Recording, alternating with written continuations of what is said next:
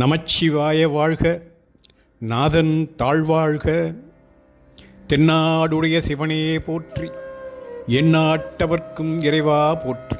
திருச்சிற்றம்பலம்.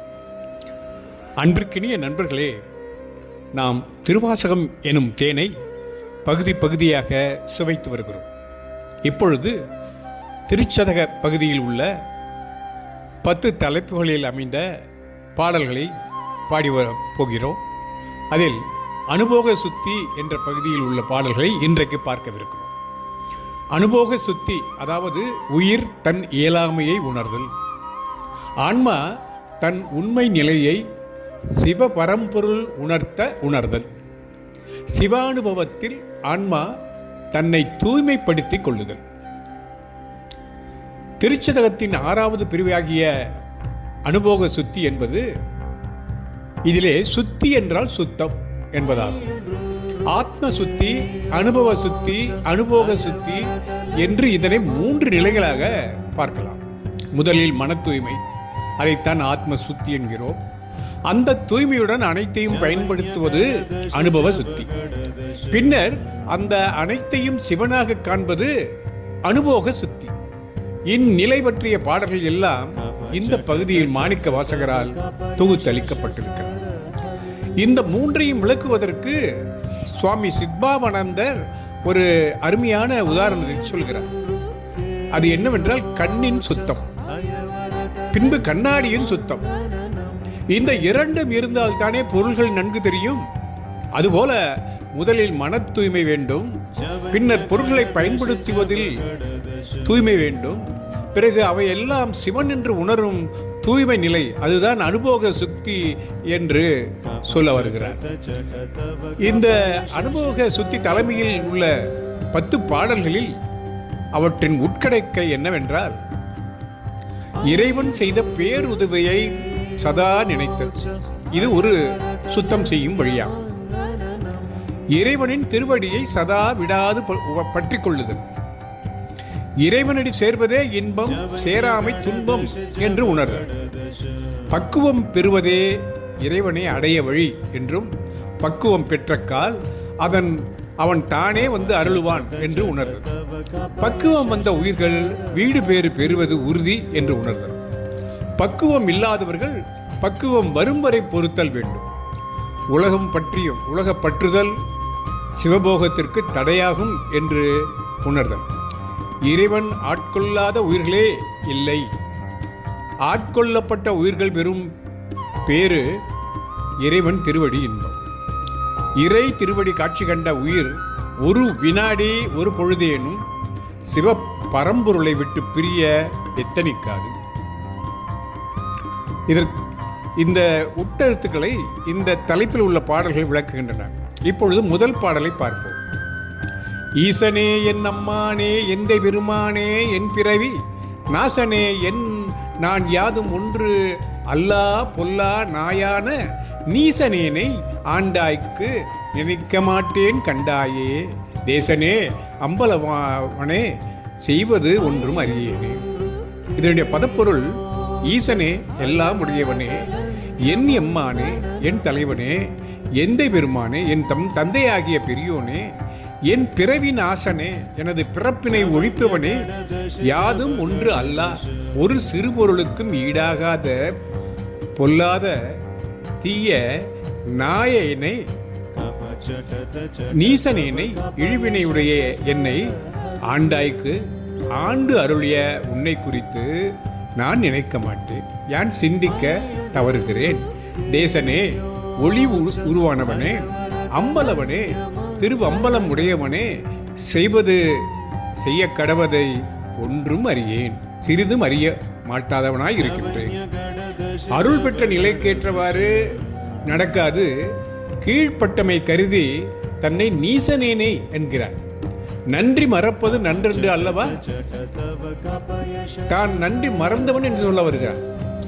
ஆண்டாய்க்கு நினைக்க மாட்டேன், இன்னது செய்வது என்று அறியும் அறிவில்லாத என்னை அறிவு வடிவமாகிய நீயே நல்வழியில் செலுத்தி உய்விக்க வேண்டும் என்கிறார். தேசனே அம்பலவனே, செய்வதொன்றும் அறியேனே என்கிறார். இதனால் இறைவன் செய்த பேருதவியை இடையராது நினைத்து ஆன்மாவை தூய்மை செய்து கொள்ள வேண்டும் என அறிவுறுத்துகிறார் மாணிக்க வாசகர். அடுத்த பாடல், செய்வதறியா சிறுநேயா நாயேன் செம்பொன் பாதமலர் காணா பொய்யர் பெரும் பேறு அத்தனையும் பெறுதற்கு உரியேன் பொய்யிலா மெய்யர் வெறியார் மலர் பாதம் மேவக் கண்டும் கேட்டிருந்தும் பொய்யனேன் நான் உண்டு உடுத்து இங்கு இருப்பது ஆனேன் போர் ஏரே. பதப்பொருள், போர் ஏரே என்றால் போர் செய்தில் வல்ல ஆண் சிங்கத்தை ஒப்பவனே, பொய்யில்லா பொய்யற்ற மெய்யர் உண்மை அடியார்கள் மெய்யடியார்கள் வெற்றியார் மனம் வெறியார் மனம் நிறைந்த மலர் தாமரை மலர் போன்ற உன் திருவடிகளை மேவ பொருந்த கண்டும் கண்ணார பார்த்தும் கேட்டிருந்தும் செவியார கேட்டிருந்தும் பொய்யனேன் பொய்யினை உடையனாகிய நான் உண்டு, அதாவது வயிறார உண்டு உடுத்து இடையார உடுத்து இந்த பொய்யுலகத்தில் இருப்பதானேன் ஆதலின் செய்ய கடவதை உணராத சிறிய நாயேன் ஆகிறேன்.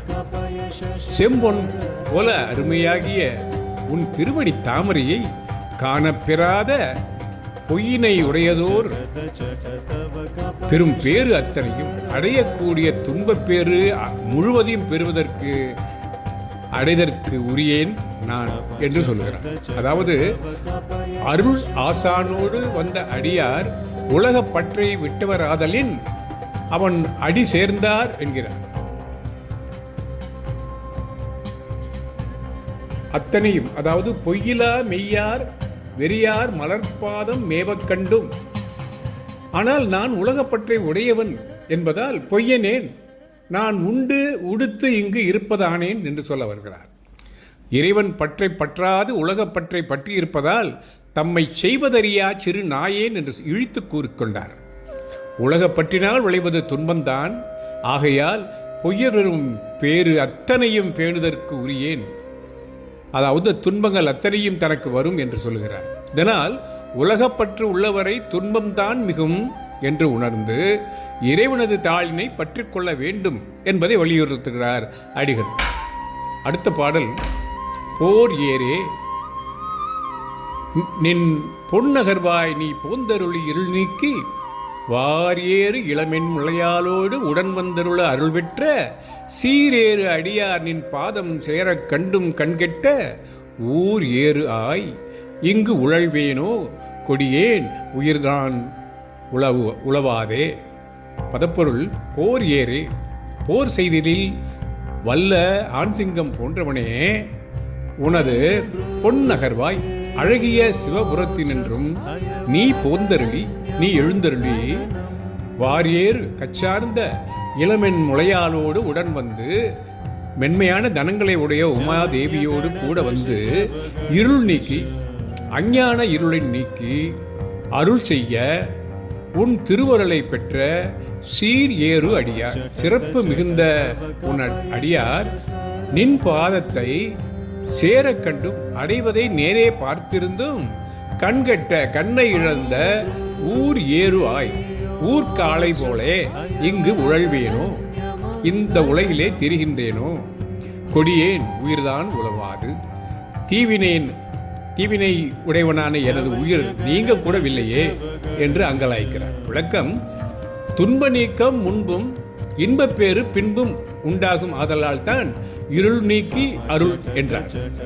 சக்தியின் துணை கொண்டே இருள் நூக்கி அருள்பவன் என்பதால் வாரேறு இளமென் முளையாலோடும் வந்து என்கிறார். திருவருள் நிரம்ப உண்டு என்ற குறிப்பும் உள்ளது. அதைத்தான் அருள் பெற்ற சீரேறு அடியார் சிறப்பு பெறுவதற்கு அருள் காரணமாம் என்பதாயிற்று. ஊர்காலை என்பதற்கு ஊரில் எவருடைய கட்டுப்பாட்டிலும் இல்லாதது, தலைவன் இல்லாதது, பாதுகாவல் அற்றது, கண்ணும் இல்லை என்றால், அதாவது அதற்கு கண்ணும் இல்லை என்றால் அந்த ஊர்காலை அது தானேயும் இறை தேட முடியாது, இறை இடுவோரும் இல்லை என்பதால் அது வருந்தும். அதை போல தாம் உழ வேண்டுமா என்கிறார். ஊரேர் ஆயிங்கு உழல்வேனோ என்றார். ஊர் ஏறு என்றது கோயில் காலையையும் குறிக்கும். உயிர் நீங்கினால் இறைவனடி சேரலாம், ஆனால் அதுவும் நீங்கவில்லையே. உயிர்தான் உலவாதே என்று தன்னுடைய இயலாமையை எடுத்துக் கூறுகிறார். இதனால் இறைவனடி சேர்ந்தார் இன்பம் அனுபவிப்பார் என்பதும் சேராதார் துன்பம் அனுபவிப்பார் என்பதும் இந்த பாடலின் கருத்து என்று கூறி இந்த பகுதியை இத்துடன் முடிக்கிறேன். அடுத்த பகுதியில் எஞ்சியிருக்கும் பாடல்களை அனுபவ சுத்தி தலைப்பில் காண்போம் என்று கூறி உங்களிடமிருந்து விடைபெறுகிறேன். நண்பன் நாகராஜன். நமச்சிவாய வாழ்க, நாதன் தாழ்வாழ்க, ஈசனடி போற்றி, எந்தையடி போற்றி, தென்னாடுடைய சிவனே போற்றி, எந்நாட்டவர்க்கும் இறைவா போற்றி. ஓம் நமசிவாய. திருச்சிற்றம்பலம்.